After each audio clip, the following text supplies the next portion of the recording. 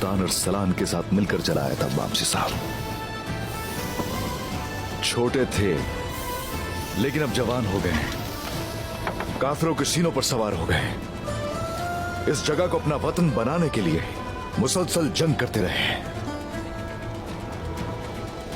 वक्त आ गया है, पौधे को दरख्त में बदलने का वक्त आ गया है।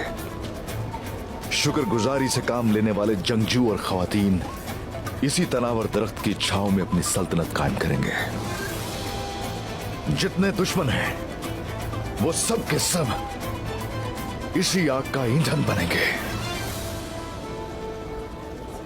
और कूनिया से चाहे जो भी खबर आ जाए, मैं अपने वालिद का परचम कभी गिरने नहीं दूंगा।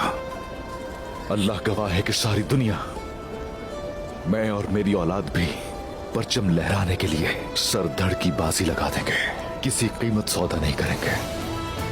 माशाअल्लाह, माशाअल्लाह मेरे बहादुर, क्या तुम्हारे कानों ने ये बात नहीं सुनी है? मैं खुली आंखों से नहीं मरूंगा, क्योंकि मैंने अर्तुगरुल साहब की दहकाई हुई आग को अपनी आंखों से भड़कते हुए देखा है।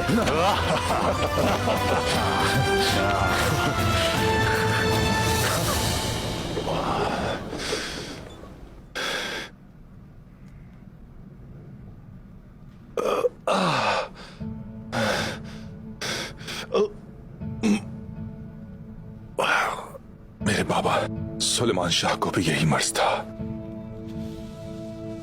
भाई की अमानत का भार अब मैंने उठाया है, लेकिन अब ये मर्ज मेरे लिए रुकावट बन गया है।